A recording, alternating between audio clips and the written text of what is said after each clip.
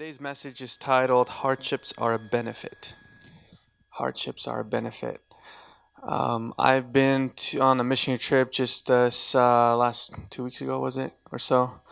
And it is really hard to see so many people living in such poverty where kids literally have nothing but the four walls, a window, some glass on it. No AC in 100-degree heat, no place to sleep. I don't know. It was just really hard to go to like the poor villages, and to see such poverty. And yet, some of those peoples are devout Christians. Some of those people serve the Lord, love the Lord. Some of those people traveled with us. They didn't have much, but they were translating for us, speaking and teaching, and it was just really encouraging and uplifting to see people that don't have much, that go through hardships, are so on fire for the Lord. It was just incredible. I'm going to start off with a little silly example, I guess. There was a reporter who was writing about a death row experience, and he wanted to experience it. So he goes and talks to the judge, said, "Yo, throw me in a prison and under death row, under like pretense circumstances, or like basically fake my report. Just put me in there so I could find out, then pull me out. I wanna talk to their inmates on death row. I want to experience what it's like to be one." And so the judge makes it happen. He just wrote some things on the paper, put him in prison, and so he's on death row, like 3 months or something. He's supposed to get executed, so to speak. And so he stays there for a week. He talks to some people. He writes a few notes, and then every day he's reading the newspaper. And one of the mornings he picks up the newspaper, and a judge that put him in there passed away. And he's like, "Oh no, that's bad. That is really bad." And so he tries to talk his way out of it, but I'm sorry, buddy, we have paperwork here. You're gonna be executed in 3 months. That ain't gonna work, buddy. Nice try. So this guy's really freaking out. This guy's really looking for some ways out, but he has no way out. Like, there's just no loophole to get him out because he's about to die. Um, and then it's like a week till his execution, and this very judge that died walks in a room, and he's like, "Buddy, you are ready to write your book. Come on out." So, it's not a true story. But the story has a really good point. Sometimes we need to go through hardships in order to be able to tell a story, right? Um, I said it once before. I really like this saying. In order to be a witness, you have to witness something. Do you guys agree? Jesus called us to be witnesses on earth. And yet, many of us live in luxury. Many of us live in such a way that it's hard for us to witness about anything.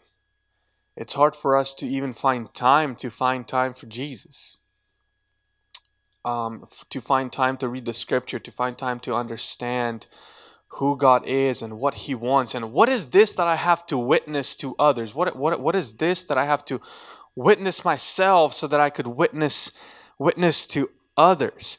And I think this story illustrates a good point. You really have to experience something firsthand in order to be able to share about it.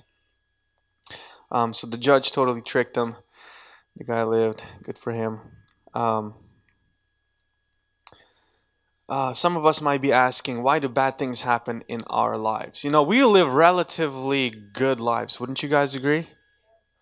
We live in the United States of America. I mean, come on, how bad can it get, right? But going to a third world country and seeing the poverty, people live pretty poor, and yet we still have problems here.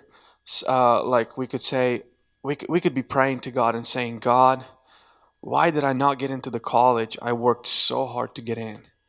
God, why is it that somebody in my family has cancer? It's so not fair." Or, "God, why are my parents struggling, or God, why is it so not fair in my life, or why did I get let go from a job? We do have hardships. Maybe they're not super bad problems, right? Not like poverty level problems. But we have problems. And I want to tell you something today. Those things happen in your life. They happen for a reason. And I know it's like a cliche thing to say, and I don't want to say it, but um things happen in your life for a reason, and becoming a Christian does not remove your problems. Because some people think that once you become a Christian, then all your problems, they just poof disappear. And that's not true.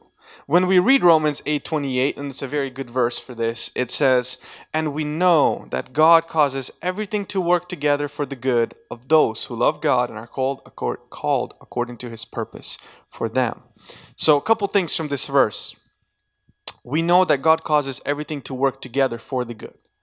Did you guys notice that doesn't say that God makes everything good? It does not say that, right? God causes everything that happens in your life to work together for good. That doesn't mean that everything that happens in your life is going to be just great. What that means is the good and the bad eventually will work out for the best. A buddy of mine that I know, that I've known for a number of years, his parents divorced. And it was the toughest thing for him. And then he says, and then God speaks to him and says, well, because of the divorce that your parents went through, you will have power over divorce. You will be able to coach people and teach people, and you'll be able to empower couples. And another of my buddies lost his mom to cancer, and he's like, man, brother, cherish your mom and respect your mom. And yeah, your mom could be, like how we little kids used to say, my mom's so annoying. He said, yeah, mom could be annoying, mom could be bossy, mom could be rude, but she's your mom. And you never know what you have, till it's gone, the famous quote. You never know what you have until it's gone. So, but the hardships that do arise in our life are not random. They are not random. I know it seems we when we're in a problem, it seems like it's so much bigger than us, and you just can't. You're just stuck. You can't figure out a way out. You don't know what to do, where to go, and what is happening. But I believe that my God created every person for a reason, and everything that happens in your life is there for a reason. And I know it could be hard. I know there are hard times, but they all will work together for the good. We should just pray. That's my son saying hi. Um, so a good example for this would be like a story of Job. We all know the story of Job. Had everything, lost everything, and then had everything in double, right? Because he remained faithful to God. Job lost his 10 children. Job lost all of his cattle. He lost everything, even including his health. And even his wife suggested, why don't you curse God and die? And Job remained faithful, and Job had everything double. Another greatest example in the Bible, and an example you cannot pass by when you preach, is an example of Jesus Christ. Tell me, guys, is death personally for Jesus as a human, is that a good thing? Probably not, right? What about suffering, betrayal, pain, embarrassment, and shame?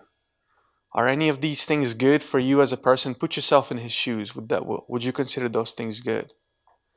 Probably not. But we see that everything in the end works out for the better, right? Because through his death, we receive salvation. Through his wounds, we are healed. He took upon himself our shame and our faults, and what people intended to be for evil, what people did out of envy and pride and out of jealousy, became something that God used for the greater. People all around us will destroy things. People all around us will hurt, and what we must focus on is the fact that God is doing something great in your life. But see, this verse, Romans 8:28, I'm glad you still have it up. It doesn't just say that God takes everything and makes it all work for good. That's not all it says. It says for specific category of people, right? There's two contingencies in this verse. It says for those who love God, right? Contingency number one. So if you want everything in your life to work out for the best, here's what you got to do. Everything will work out for the best. Everything that's happened in your life will work out for the best. But here's what you got to do. For those who love God, you have to love God, right? What's the greatest commandment? Love God with all your heart, all your mind, all your soul. Everything you are, love God. And a second that's really similar we can apply here. Love your neighbor as yourself, right? So you got to love God and your neighbor and those who are called according to his purpose for them. In other words, if you live according to the purpose that God has for you. Did Jesus live out his purpose? Jesus lived out his purpose. And everything was great in the end, right? Even though Jesus was crucified, ashamed, beaten, and killed, Jesus arose again. And Jesus brought salvation, restoration, healing, and all these great things. So Jesus is the prime example of Romans 8:28. I really love it. So sometimes we will lose, but we need to learn to value things that we have. Do we really need to lose God's grace in order to understand the value of God's grace? Because a lot of people, I'm not excluded. A lot of people in their life, they sometimes take advantage. I sometimes take advantage of the grace that God has given me. Yes, I'm vulnerable too, to take advantage of God's grace. Sometimes, we take advantage of the fact that we're saved. It's just so given that I'm saved that sometimes I just do whatever. I'm saved, yeah, it's fine. But it's not right. Right? We don't need to go through problems. We don't need to go through pain in order to start to value some of these things. We just need to love God and live according to his purpose. And whatever comes in our life, you don't want God to spank you, right? You don't want God to correct you. That's not the proper way for you to live your life. Where God needs to, he will correct you. But what you want to do is you want to go through the trials and problems that arise in your life out of challenges of serving him, not you being punished for what you do, right? You don't want to just go through life and be punished for not understanding grace, not understanding salvation, for wasting your time and resources that God has entrusted you. You don't want to be just going through life and getting punished for those things, for wasting those things. What you want to do is you want to live your life and you want to take on the challenges that God gives and the challenges that arise in your life that train you to be better, that train you to live out God's purpose fully and completely. You don't want to just live your life recklessly. That's not what we're called to do. I want to go into a story because out of the Bible, because nothing makes you remember what we're talking about like a good story, right? So if you have your Bibles or your YouVersions, open to 1 Kings 17. 1 Kings 17. I'm reading from NLT translation. You can read from translation you prefer. Our screen is also NLT. 1 Kings 17:9. Let's open verse 9. This is what God says to Elijah. Go and live in a village of Zarephath, near the city of Sidon. I have instructed a widow there to feed you. So he went to Zarephath. As he arrived at the gates of the village, he saw a widow gathering sticks, and he asked her, "Would you please bring me a little water in a cup?" And as she was going to get it, he called to her, "Bring me a bite of bread too." But she said, "I swear by the Lord your God that I don't have a single piece of bread in the house, and I have only a handful of flour left in a jar and a little cooking oil in the bottom of the jug. I was just gathering a few sticks to cook this last meal, and then my son and I will die." But Elijah said to her, "Don't be afraid. Go ahead and do just what I've said. But make a little bread for me first. Then use what's left to prepare a meal for yourself and your son. For this is what the Lord, the God of Israel, says: there will always be flour and olive oil left in your containers until the time when the Lord sends rain and the crops grow again. So let's review a little bit. This lady, this poor widow, she's really poor. She has nothing. She has nothing. She's lost everything in her life, right? She's a widow. So what does that mean? Her husband died. She doesn't have a husband. She doesn't have anybody to fall back on. She doesn't have any support, financial or otherwise. She's a widow. On top of that, she has no reserves left, no food, right? How much food does she have? She has enough for one more meal, and then what's going to happen? She said, "My son and I, we will just die." That's it. Can you imagine the desperation this woman is in? Uh, she has no way of providing any more money or food. She has no way and nobody to fall back on or rely on. She has nothing left except to collect some sticks for the fire, make this last meal, and then die with her son. That is horrible. That is horrible. That is a new level of poverty. So now let's put ourselves in the shoes of this lady.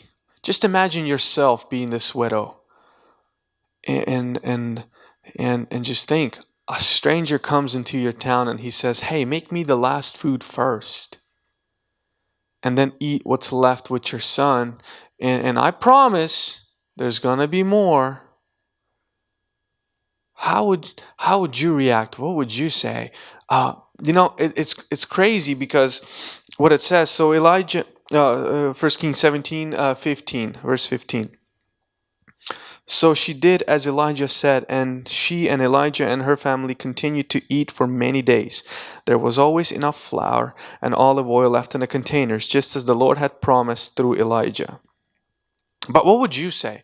See, she listened to the voice of God through a prophet, but I don't know. I don't know if I would be able to do, or if any of us would be able to do something like this. You are literally starving. You have nothing, and you give what's left to the Lord. And this is an important lesson we're going to learn out of this story. We're still getting there. Be patient. But she gives what she has, what's left, to this man of God. Out of the abundance of what we have, how many things do you have today? How much food is in your fridge going bad? You're throwing away all the time. I'm married, I know, a lot, and that's not good. But we have an abundance of things, and out of the abundance, some people have hard time sharing. Isn't that crazy? Out of the abundance of the things we have hard time sharing. You might have like 300 pairs of shoes, and some kids in Mexico wear one pair all year. And you don't want to give those away. You don't even wear them. There's not enough days in a year for you to wear every pair. Maybe there is. But it's just an example. Some of us don't share out of the abundance, right? Yo, that's my last waffle fries out of Chick-fil-A, bro. You back up. We need to learn to share. We need to learn to give out of the abundance, of what you have. If the Lord's given you so much, how can you not share? And to be fair, United States is number one country in the world that gives. United States is the most generous country in the world. God bless United States of America for providing for the world in so many ways. I just want to call you personally, you yourself, to be more open, to give when you're asked to give, right? Jesus said, whoever asks, give, and whoever tells you to go a mile, go 2 miles, right? Like, always give. Be a giver. What we're getting out of this story, though, is the presence of God. When does the presence of God come into your life? And what I've got out of this story is when there are no more obstacles, when there are no more things in the way. Right? Maybe you've been trying on your own for many years. Maybe you tried to get your career on your own. Maybe you tried to get through school on your own because you're smart. I'm not saying you're not, because you're really good at what you do. That's great. But you've been trying on your own for many years, and maybe you've been successful, maybe not. But there comes a time where if you've been trying on your own, you will become impoverished. You will have no more. And what's going to happen is you're going to realize that there's nothing left, that what's left is death, right? There's nothing standing between you and death but one more meal. And when everything is gone and when you have nothing else to fall back on, right? You no longer have savings. You no longer have parents to fall back on. You no longer have church or friends, or even the government ain't gonna help you. And you're like, man, I am really done. And this is the point where people fall on their knees and they start praying. And it's kind of sad, because realistically, God is with you all the time. He wants to give you, He wants to provide for you, He wants to help you, He wants to empower you. But most people, they just waste time. They waste the resources they're given. They waste everything they have. And only when they run out, then they come to the Lord. And it's almost like you're being punished for what you're doing and not suffering because you're serving. And that's not the good kind of punish. That's not the good kind of suffering you want to go through.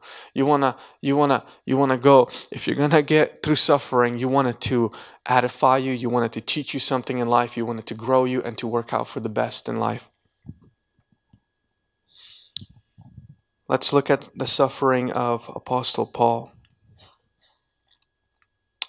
This is what he wrote in 2 Corinthians chapter 12. 2 Corinthians chapter 12, verse 8 through 10. 2 Corinthians 12:8. Let's pop that up on the screen. Perfect. 3 times I begged the Lord to take it away. And what he's talking about is he has some kind of a thorn in his body. 3 times I begged the Lord to take it away. Each time he said, my grace is all you need. My power works best in weakness. So now I am glad to boast about my weakness, so that the power of Christ can work through me. That's why I take pleasure in my weaknesses and in the insults, hardships, persecutions, and troubles that I suffer for Christ. For when I am weak, I am strong. Isn't that an incredible statement? Especially that last one. For when I am weak, I am strong. Becoming a Christian does not mean you're never going to have problems. Becoming a Christian doesn't mean that you're going to become this all-powerful being that you have access to God all the time. But it doesn't mean you're immune to suffering, to pain, to insults, to hardships, to all of these things he lists. And that doesn't mean that you're not going to have a thorn in your body. But what it means is that even though you're suffering, it only makes you stronger. The suffering teaches you something. The suffering gets you from point A to point B, and the suffering works together for good in your life. Did you know that an athlete suffers before he ever gets a prize? Right? Think about it. An athlete suffers a lot of pain, exercising, consistent work, waking up early. I don't know, how long does Michael Phelps swim? Like 8 hours a day, 10 hours a day? I forgot. I read about it. He swims like a full-time job just for practice. He eats all the fatty foods just because if he eats anything less, he'll burn his muscle away. There is pain in serving. There is pain in life that comes up. There are things that come up in life, but just remember that everything in your life will work out for the better.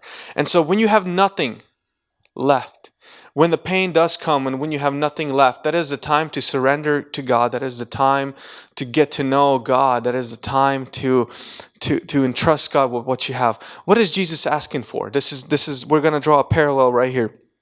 What is Jesus asking for when he enters your life? He says, give me what you have, right? And I don't have much. I have 60 to 80 years on this earth. A third of them I'll be sleeping. Another third or so working, maybe a quarter working. And then it divides up into more categories, right? And what's left is very, very meager, very miserable, right? Almost nothing. And it's almost like Jesus, as this prophet, he enters into my life and he says, you know what? Take what you have and give it to me first. And you're like, Jesus, but I only have one life. I only have so much time. I can't devote it to church. I can't devote it to you. I can't let go of the things that I have, the plans that I have for me. But you must embrace the suffering. You must embrace the pain. You must let go of the things that hold you back. If she did not give the food to the prophet, what would happen to her? Exactly what she said. She would eat the last meal and she would die. If you don't give Jesus your life, if you don't surrender all that you are to Jesus first, what's going to happen is you're going to live your life like this last meal and you'll die. And that's it. But if you give Jesus everything, Jesus, God, Creator, He has unlimited resources for you. What happened to the widow when she surrendered everything? The oil and the flour, they were never gone. She opened the lid, she took the flour, she put the lid back on. She opens the lid and there's more flour. It's like, hallelujah. This is God's provision. This is how God supplies people with His goods. I mean, obviously, not physical. We don't have the need currently, but He provides it for you that way spiritually. The sun arises anew each morning, new grace, new love, more work, more things to do for Jesus in your life. And if you rely on yourself, on your resources, on your own savings, on your parents, on your friends, on the government, if you think that those things will help you, I love to quote Jeremiah 17 because it just tells you that you have to put all your hope in the Lord. Jeremiah 17:5. I know we're hopping all over the place. We're going to come back to 1 Kings again towards the end. But Jeremiah 17 says right here, 17:5. This is what the Lord says: Cursed are those who put their trust in mere humans, who rely on human strength, and turn their hearts away from the Lord. They are like stunted shrubs in a desert, with no hope for the future. They will live in a barren wilderness and in an annihilated salty land. But blessed are those who trust in the Lord and have made the Lord their hope and confidence. They are like trees planted along a riverbank, with roots that reach deep into the water. Such trees are not bothered by the heat or worried by long months of drought. Their leaves stay green and they never stop producing fruit. And so this coincides so well with the fact that we're talking about drought in the land of Israel and a widow that has no food, right? Those who put their trust in mere humans, those who rely on things other than God, they will be like shrubs planted in the desert in the salt lands. You guys know what the salt does to the land? So when the Romans destroyed the city of Carthage and they said, y'all can't build a city here no more, what they did is they brought a whole bunch of salt and they put salt all over the land. And salt prevents things from growing. There's no crops, there's no city, right? So salt prevents things from growing. And if you are relying on your own abilities, your own reserves, and the people around you, but not the Lord, then you are not in a good place. If you want to serve God and if you want to grow and if you want to go through pain and joy in your lives and stay faithful, you need to begin to rely on God in everything. Sure, I have a job. Sure, I have an income. Sure, I have parents, but this is all a blessing from the Lord. It's not my doing. It's not my desert. It's not that I deserve it. It's God's blessing. It's God's mercy in my life.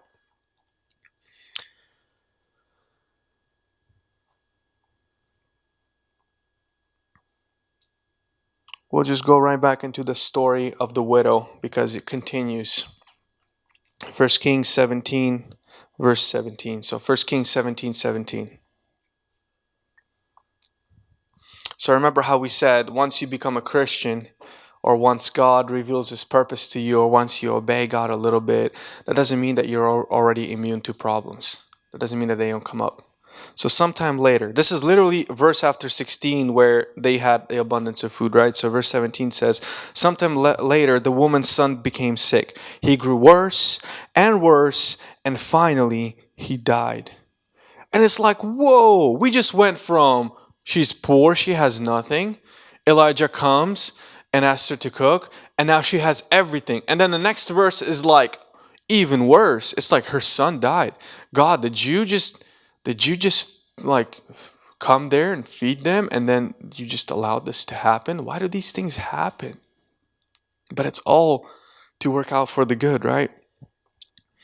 Then she said to Elijah, O man of God, what have you done to me? Have you come here to point out my sins and kill my son? But Elijah replied, Give me your son. And he took the child's body from her arms, carried him up the stairs to the room where he was staying, and laid the body on his bed. Then Elijah cried out to the Lord, O Lord my God, why have you brought tragedy to this widow who has opened her home to me, causing her son to die?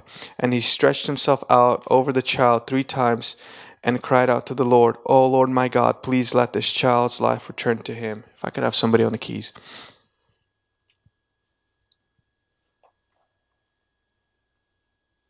The Lord heard Elijah's prayer, and the life of the child returned, and he revived. Then Elijah brought him down from the upper room and gave him to his mother. Look, he said, your son is alive. Then the woman told Elijah, Now I know for sure that you are a man of God, and that the Lord truly speaks through you. So what happened to this woman is she's been through a lot of things in her life. She had nothing.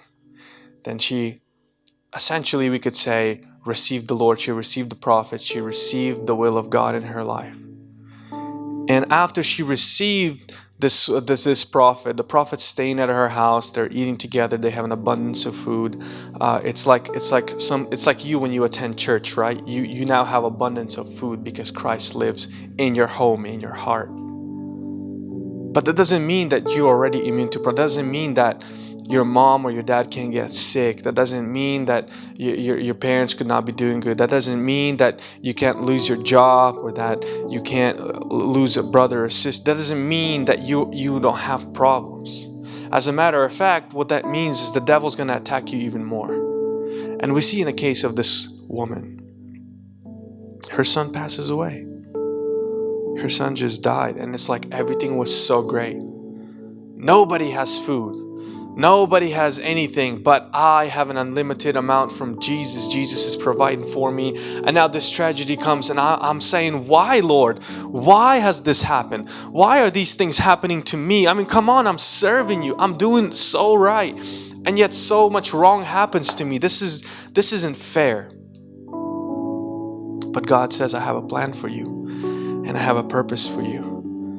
And I'm questioning God, and I'm saying, why, God, why? And I'm thinking maybe my faith's not strong enough. Maybe I'm not good enough. I'm not Christian enough. But getting a son really opens your eyes to a lot of things. And it's like, I can't wait to a point, till a moment when he starts asking me questions. Daddy, why this? Why that? Maybe he won't understand all my replies, but I'll be answering those questions with eagerness, and the harder the questions, the better. And you know what? God wants to answer questions in your life. He wants to bring you to the end result. He wants to show you the better that it's going to bring into your life, even though you're going through pain right now.